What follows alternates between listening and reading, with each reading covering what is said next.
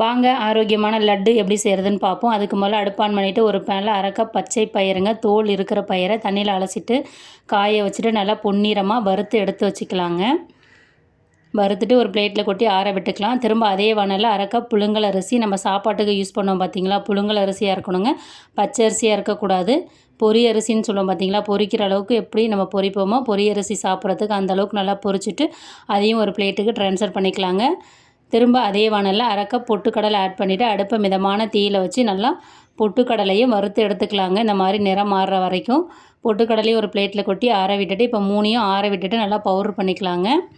அது ஆறட்டும். அதுக்குள்ளேயே நம்ம ஒரு பேனில் 2 டீஸ்பூன் நெய் ஆட் பண்ணிவிட்டு 10லேருந்து 15 முந்திரி பருப்பு ஆட் பண்ணி பொன்னிறமாக வறுத்து எடுத்து வச்சுக்கலாங்க. இப்போ நமக்கு அரிசி பச்சை பயிரெல்லாம் ஆறிடுச்சு. ஆறுனதை நம்ம ஒரு மிக்ஸி ஜாருக்கு ட்ரான்ஸ்ஃபர் பண்ணி வாசனைக்காக 5 ஏலக்காய் சேர்த்து இந்த மாதிரி கொரப்பாக பவுட்ரு பண்ணி எடுத்துக்கலாங்க. இதே மாதிரி பொட்டுக்கடலை மாவையும் பவுட்ரு பண்ணி எடுத்துகிட்டு நல்லா மிக்ஸ் பண்ணிக்கணுங்க.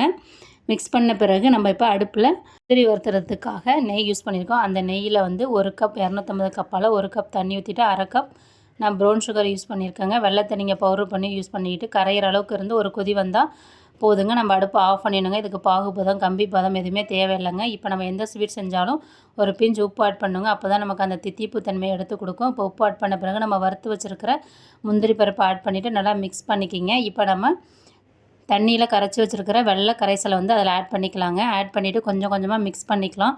நான் சொன்ன அளவுகளை கரெக்டாக பயன்படுத்தினீங்கன்னா இந்த வெள்ளை கரைசல் வந்து கரெக்டாக இருக்குங்க. பாருங்கள், இப்போ நல்லா மிக்ஸ் பண்ணிட்டேன். இதில் வந்து அவ்வளோ ஒரு சத்துக்கள் இருக்குதுங்க. பாசிப்பருப்பு, அரிசி, பொட்டுக்கடலை எல்லாத்துலேயுமே நம்ம ஈஸியாக கூட செய்யக்கூடியதுங்க.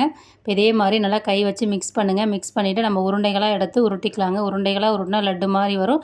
இல்லை உங்கள்கிட்ட ஏதாவது குக்கீஸ் அச்சு இருந்ததுன்னா நீங்கள் அதில் கூட வச்சு பிள்ளைங்களுக்கு கொடுத்தீங்கன்னா ரொம்ப டிஃப்ரெண்ட்டாக விரும்பி சாப்பிடுவாங்கங்க.